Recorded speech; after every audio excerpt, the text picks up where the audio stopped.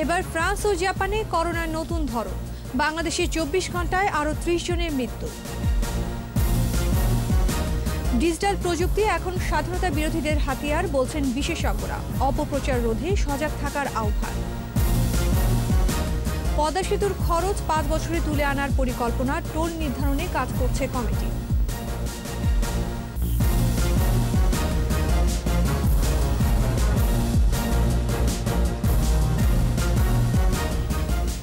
শুনছিলেন first security ইসলামী bank limited সংবাদ শিরোনাম। আমন্ত্রণ রাত 9টার 21 সংবাদে, সাথে আছি আমি আশা সাবেরা। দর্শক, 21 টেলিভিশনের সংবাদ একই সাথে সরাসরি দেখতে পাবেন আমাদের ফেসবুক পেজ www.facebook.com/2124 অনলাইনে। যুক্তরাজ্যের নতুন করোনা ভাইরাস এবার ফ্রান্স এবং জাপানেও ছড়িয়ে পড়েছে। এটি আগেরটির তুলনায় 70% বেশি সংক্রমক। এদিকে বিশ্বে এ পর্যন্ত 8,01,96,000-এর বেশি আক্রান্ত নিয়ে মৃত্যু ছাড়িয়েছে 17,56,000। আরও জানাচ্ছেন আজহরুল ইসলাম। যুক্তরাজ্যে প্রথমবারের মতো নতুন ধরনের করোনা শনাক্ত হয় গেল মঙ্গলবার। যুক্তরাজ্য থেকে ছড়ানো নতুন ধরনের করোনা ভাইরাস এবার ফ্রান্সে শনাক্ত হয়েছে। ফ্রান্সের স্বাস্থ্য মন্ত্রণালয় বলছে, নতুন করোনা ভাইরাসে আক্রান্ত একজনকে আইসোলেশনে রাখা হয়েছে। তিনি 19 ডিসেম্বর লন্ডন থেকে ফ্রান্সের টুর্স শহরে আসেন। এছাড়া জাপানেও নতুন করোনায় আক্রান্ত 5 জন শনাক্ত করা হয়েছে। যুক্তরাজ্য থেকে আসা ভ্রমণকারীদের বিষয়ে কঠোর কোয়ারেন্টাইন বিধি চালু করা হয়েছে দেশটিতে। বিশ্বের বিভিন্ন দেশ এখনও যুক্তরাজ্যের সাথে বিমান চলাচল বন্ধ রেখেছে। তবে ফ্রান্স যুক্তরাজ্যের সাথে বন্ধ করে দেয়া সীমান্তের নিষেধাজ্ঞা বুধবার তুলে নিয়েছে। নতুন ধরনের করোনা বিস্তার বন্ধে কড়া সতর্কতা নেওয়া হয়েছে কানাডাতে। বাসিন্দাদের ঘরে থাকার আহ্বান জানিয়েছেন অন্টারিও কর্তৃপক্ষ। এদিকে বিশ্বে এ পর্যন্ত করোনায় সবচেয়ে ক্ষতিগ্রস্ত দেশ যুক্তরাষ্ট্র। যুক্তরাষ্ট্রে শনাক্ত রোগীর সংখ্যা 1,92,10,166। মৃত্যু হয়েছে 3,38,263 জনের। আজহারুল ইসলাম, 21 টেলিভিশন। এদিকে দেশে করোনায় আরও 30 জনের মৃত্যু হয়েছে। এর মধ্যে পুরুষ 23 জন আর মহিলা 7 জন। এ নিয়ে মোট মৃত্যু 7,428 জনের। নতুন করে শনাক্ত হয়েছেন 834 জন। সব মিলিয়ে আক্রান্তের সংখ্যা 5,08,099 জন। স্বাস্থ্য অধিদপ্তরের প্রেস বিজ্ঞপ্তিতে জানানো হয়, ঢাকা সিটি সহ দেশের বিভিন্ন হাসপাতালে ও বাড়িতে উপসর্গবিহীন রোগী সহ গত 24 ঘন্টায় সুস্থ হয়েছেন 1,685 জন। এ পর্যন্ত সুস্থ হয়েছেন 4,50,488 জন। সারা দেশে সরকারি ও বেসরকারি ব্যবস্থাপনায় 163টি ল্যাবে অ্যান্টিজেন টেস্ট সহ নমুনা পরীক্ষা হয়েছে 9,912 জনের। এ পর্যন্ত মোট নমুনা পরীক্ষা হয়েছে 31,59,260টি।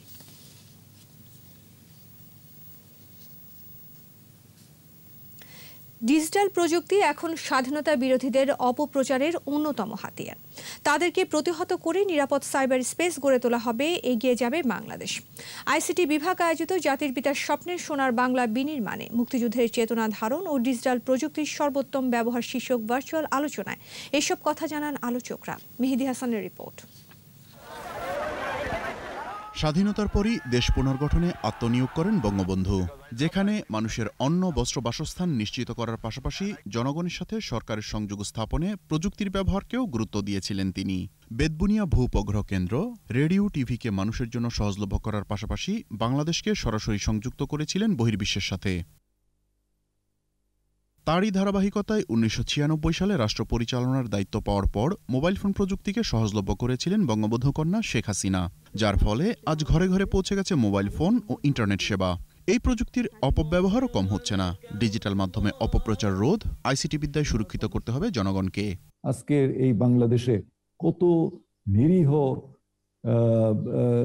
কিশোরীরা তারা আত্মহননের পথ বেছে নিচ্ছে। কেন? তাদের কিছু ছবি, তাদের বিরুদ্ধে কিছু কুৎসা রটনা করে ছড়িয়ে দেওয়া হচ্ছে। আমরা সাইবার জগৎকে যতটাই সম্প্রসারিত করছি, ততটাই কিন্তু ঝুঁকির কথা আমাদের চিন্তা করতে হচ্ছে।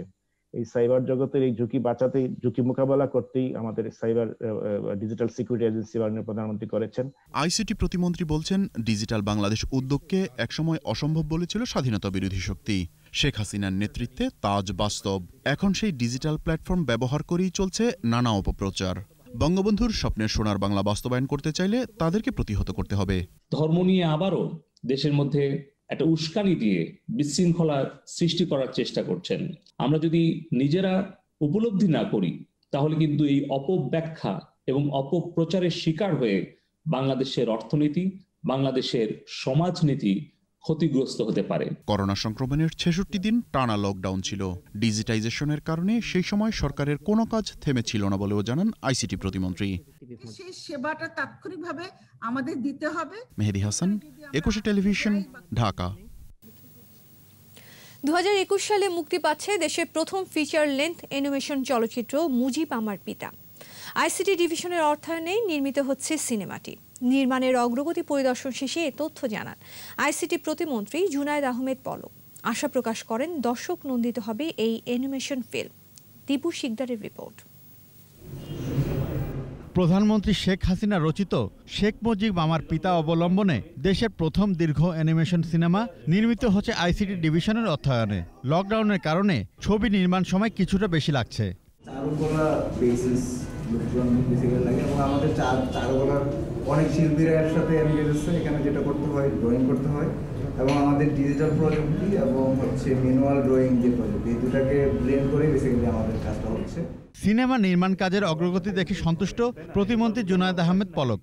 আমরা আশা করছি যে এই অ্যানিমেশন ফিল্মের মাধ্যমে একদিকে যেরকম মুজিব বর্ষকে আমরা স্মরণীয় করে রাখতে পারবো, অপরদিকে আমাদের দেশের যারা শিল্পী আছেন এবং যারা সাহিত্যিক আছেন, সাংস্কৃতিক কর্মী আছেন, তারাও যে সফটওয়্যার ডেভেলপারদের পাশাপাশি তারা ডিজিটাল প্ল্যাটফর্মে তাদের যে সৃজনশীলতা, মেধা, এটার যে বিকাশ ঘটাতে পারে, সেটারও একটা নতুন অনুপ্রেরণা হিসেবে আমরা মুজিব আমার পিতা এই অ্যানিমেশন ফিল্মটাকে আমরা অনুপ্রাণিত করার জন্য আমরা মনে করছি বিরাট একটা ভূমিকা রাখবে।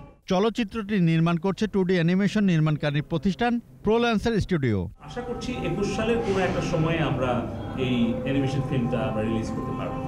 দীপু শিকদার, ২১ টেলিভিশন, ঢাকা। পদ্মা সেতুর টোল নিয়ে গুজবের সয়লাব সামাজিক যোগাযোগ মাধ্যম। বাস্তবতা হলো এখন পর্যন্ত টলি নির্ধারণ হয়নি। তবে সেতু কর্তৃপক্ষের গঠিত কমিটি এ নিয়ে কাজ করছে। প্রস্তাবনায় যাই থাকুক, জনগণের কথা বিবেচনায় নিয়ে এর চূড়ান্ত সিদ্ধান্ত আসবে সরকারের শীর্ষ পর্যায় থেকে। প্রকল্প সংশ্লিষ্টরা জানাচ্ছেন ৫ বছরে সেতুতে লগ্নি করা পুরো টাকা তুলে আনার পরিকল্পনা রয়েছে, যা দেশের অন্যান্য উন্নয়ন প্রকল্পে ব্যবহার করা সম্ভব হবে। রিপোর্টে আরও জানাচ্ছেন মোহাম্মদ নুরুন নবী।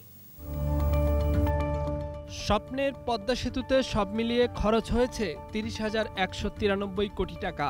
এ অর্থের পুরো যোগান এসেছে নিজস্ব তহবিল থেকে। এই কারণেই মানুষের মনে প্রশ্ন, পদ্মা সেতুতে টোল থাকবে কি থাকবে না। নিজের টাকায় তৈরি হলেও নিয়মিত রক্ষণাবেক্ষণের খরচ সহ নানা খাতের তহবিলের প্রয়োজন। আবার খরচ হওয়া জনগণের অর্থ উঠিয়ে এনে অন্য প্রকল্পে যোগান দিলে ক্ষতি কি? এসব বিবেচনায় সেতুর দুই প্রান্তে এরই মধ্যে টোল প্লাজা নির্মাণ করা হয়েছে। তবে পদ্মা সেতুর টোল আদায় গতানুগতিক হবে না। ইলেকট্রনিক ডিভাইসের সহায়তায় আদায় হবে টোল। টোল নির্ধারণের প্রচলিত নিয়ম হলো, ফেরি চলাচলকারী নদীতে ফেরির ভাড়ার চেয়ে বেশি হবে সেতুর টোল। এই প্রকল্পেও একই নিয়ম মানা হবে জানাচ্ছেন প্রকল্প সংশ্লিষ্টরা। ইতিমধ্যে আমাদের একটা কমিটি আছে, তারা এটা নির্ধারণ করছে। আমরা টোলের বিষয়টি অপারেশনের মেনটেনেন্স, সেটার দায়িত্ব আমরা কোরিয়ান একটা প্রতিষ্ঠানকে দেওয়ার জন্য আমরা ইতিমধ্যে অর্থনীতি সম্পর্ক মন্ত্রিসভা কমিটিতে আমরা এটা উপস্থাপন করেছি। সেটা ইতিমধ্যে অনুমোদন হয়েছে, সেই প্রক্রিয়া চলছে। খরচের টাকাটা গভর্নমেন্ট উঠাবে এবং আমরা এটাকে গভর্নমেন্টকে টাকাটা ফেরত দিব। যেখানে ফেরি আছে তারা সেই ফেরি টোলটাই ব্রিজে দেয়। তবে এটা মাননীয় সরকার প্রধান এটাকে ন্যাশনালাইজ করবেন যে আসলে কোনটা হলে জনগণের উপকার হয়। হিসেব মতে খরচের পুরো টাকা উঠিয়ে আনতে সময় লাগবে সর্বোচ্চ ৫ বছর। অর্থায়ন মানে আমার নিজের দেশের টাকা, কিন্তু সেখানে কিন্তু টাকা না, ডলারেই পেমেন্ট করতে হয়। তারপরে লোন রিপেমেন্ট মানে টাকাটা আর কি ৩০,০০০ কোটি ৩১,০০০ কোটি টাকার মতো লাগতেছে ৫ বছর। উই আর এক্সপেক্টিং ৫ বছরে আমরা যে টোল থেকে প্রায় ৩৫,০০০ কোটি টাকা উঠে ফেলবো। ফলে এগুলো পয়সা ছাড়া তো হবে না, এটা এখানে সব কিছু বাগনা, এটা হয় না। ফলে ব্রিজের এখানে কেউ যদি ব্রিজে যদি না যায়, নৌকা দিয়ে পার হয়ে যাক না, ওইদিকে যাক, অসুবিধা কিছু নাই। প্রতিদিন গড়ে ২৪,০০০ যানবাহন চলবে পদ্মা সেতুতে। ১৫ বছর পর এ টোল বাড়বে ১০%, আদায় হবে ৩৫ বছর ধরে। মোহাম্মদ নুরুন নবী, ২১ টেলিভিশন, ঢাকা। নিচ্ছি বিরতি। নো মাস্ক নো সার্ভিস বিধি মেনে চলুন, সুস্থ থাকুন। যখন ফিরছি তখন অন্যান্য খবরের সঙ্গে আরও থাকবে। গুণী অভিনেতা আব্দুল কাদেরের মরদেহের সর্বস্তরের শ্রদ্ধা, বনানী কবরস্থানে দাফন। আবারও আমন্ত্রণ রাত ৯টার ২১ সংবাদে। বনানীতে চিরনিদ্রায় শায়িত হলেন গুণী অভিনেতা আব্দুল কাদের। এর আগে শিল্পকলা একাডেমিতে তার প্রতি সে শ্রদ্ধা জানায় সর্বস্তরের মানুষ। সকালে রাজধানীর একটি হাসপাতালে তার মৃত্যু হয়। গুণী এই শিল্পীর মৃত্যুতে শোক প্রকাশ করেন রাষ্ট্রপতি মোহাম্মদ আব্দুল হামিদ ও প্রধানমন্ত্রী শেখ হাসিনা। সহকর্মী সাইদুল ইসলামকে সাথে নিয়ে মিনালা দিবার রিপোর্ট। আব্দুল কাদের টেলিভিশন নাটকের ভীষণ জনপ্রিয় নাম। নানা রকম চরিত্রে অভিনয় করে মানুষকে হাসিয়েছেন, আবার কাঁদিয়েছেনও। আজ আবারও শেষবারের মতো সবাইকে কাঁদালেন এই গুণী অভিনেতা। শিল্পকলা একাডেমিতে ছলছল চোখে আব্দুল কাদেরের প্রতি শেষ শ্রদ্ধা। শুধু ভালো অভিনেতাই নয়, ভালো এক নাট্য সংগঠককেও হারালো বাংলাদেশ। টেলিভিশনের মাধ্যমে যে জনপ্রিয়তা অর্জন করেছে সেটা খুব কম অভিনেতার ভাগ্যেই ঘটে। একজন নাট্য অন্তপ্রাণ মানুষ, একই সাথে অত্যন্ত ভালো মানুষ। নাট্য অঙ্গনের এই ক্ষতি সহজেই কি পূরণ হবে? কাদের ভাইকে আমরা একটা শুধু লাইভলি বলবো না, তার থেকে অনেক বেশি কিছু ছিলেন তিনি।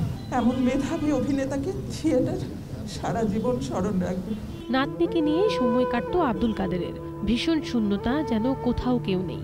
দাদা বলেছে যে যখন আমি চলে যাব তখন ভালো মেয়ে হবা, খারাপ কাজ করবা না, সবসময় বড়দের সম্মান করবা আর বড় সিঙ্গার হবা। গুণী এই শিল্পীর জন্য দোয়া চেয়েছেন স্বজনরা।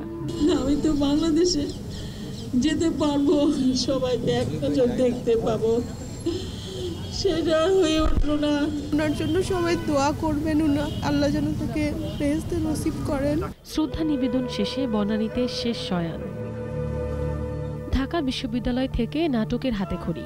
নাটকের দল থিয়েটারের সদস্য আব্দুল কাদের। পায়ের আওয়াজ পাওয়া যায় এখনো কৃতদাস সহ বিভিন্ন নাটকের ১,০০০-এরও বেশি প্রদর্শনীতে অভিনয় করেছেন। দীপু, তুমি দোকানে গিয়ে একটা সুগন্ধি সাবান নিয়ে এসো। টেলিভিশন নাটকেও দেখিয়েছেন মুন্সিয়ানা। হুমায়ুন আহমেদের কোথাও কেউ নেই নাটকের বদি চরিত্রে অভিনয় করে ব্যাপক প্রশংসিত হয়েছেন, পেয়েছেন জনপ্রিয়তা। খালি ক্রাইং করে, তারপর বললাম যা বলি, কান্দিস না, মায়া দেখ। আব্দুল কাদের বেশ কিছু চলচ্চিত্র ও বিজ্ঞাপন চিত্রেও কাজ করেছেন। আমার ঘরের চালে টিকে আছে বহুদিন, দেখাই কেমন। মুন্সিগঞ্জের টঙ্গীবাড়িতে জন্ম নেয়া আব্দুল কাদের কলেজে শিক্ষকতা দিয়ে জীবন শুরু করেন। তিনি আন্তর্জাতিক কোম্পানি বাটায় দীর্ঘদিন কর্মরত ছিলেন।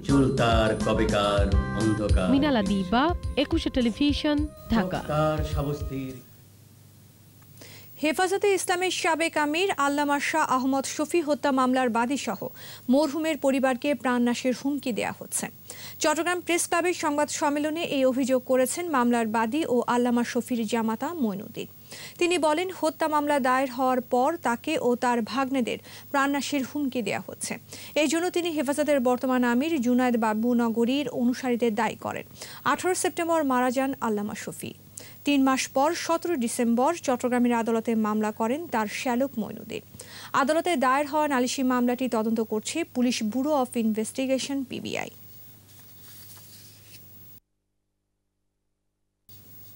এবার সোশ্যাল ইসলামী ব্যাংক লিমিটেড বাণিজ্য সংবাদ।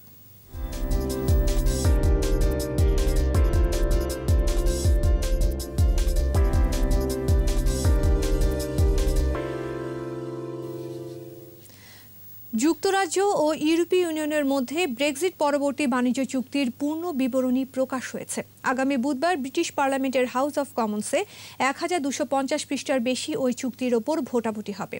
আর এই ভোটাভুটির সামনে রেখে ব্রেক্সিট বিরোধীদের সমর্থন দেওয়ার আহ্বান জানিয়েছেন বরিস জনসন। ব্রেক্সিট ইস্যুতে পার্লামেন্টে বিরোধী দল লেবার নেতাদের সমর্থন পেলেও কনজারভেটিভ দলের একটি কট্টর গ্রুপ নিয়ে শঙ্কিত জনসন। এদিকে কয়েকদিনের মধ্যে 27 সদস্যের ইইউ আনুষ্ঠানিকভাবে চুক্তি অনুমোদন দেবে বলে জানানো হয়েছে।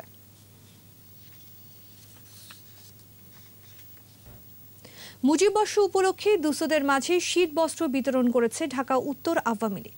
সকালে রাজধানীর মিরপুর বাউনিয়া বেড়িবাঁধ ঈদগাহ মাঠে শীতার্তদের মাঝে কম্বল বিতরণ করা হয়। বক্তব্যে নেতারা বলেন, মুজিববর্ষে কোনো অসহায় মানুষ যেন গৃহহীন না থাকে, সে লক্ষ্যে নিরবিচ্ছিন্ন কাজ করছে প্রধানমন্ত্রী শেখ হাসিনার নেতৃত্বে আওয়ামী লীগ সরকার। করোনা মোকাবেলায় সবাইকে সচেতনভাবে চলার আহ্বান জানান নেতারা। এ সময় অন্যদের মাঝে উপস্থিত ছিলেন ঢাকা উত্তর আওয়ামী লীগের সভাপতি শেখ বজলুর রহমান, সাধারণ সম্পাদক SM মান্নান কোচি।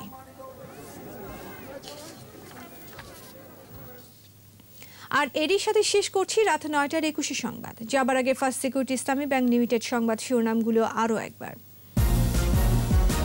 এবার ফ্রান্স ও জাপানে করোনার নতুন ধরন, বাংলাদেশে 24 ঘন্টায় আরও 30 জনের মৃত্যু। ডিজিটাল প্রযুক্তি এখন স্বাধীনতা বিরোধীদের হাতিয়ার, বলছেন বিশেষজ্ঞরা। অপপ্রচার রোধে সজাগ থাকার আহ্বান। পদ্মা সেতুর খরচ 5 বছরে তুলে আনার পরিকল্পনা, টোল নির্ধারণে কাজ করছে কমিটি।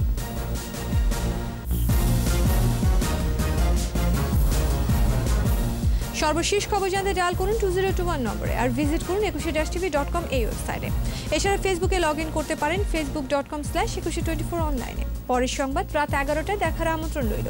স্বাস্থ্যবিধি মেনে চলুন, সুস্থ থাকুন। ধন্যবাদ।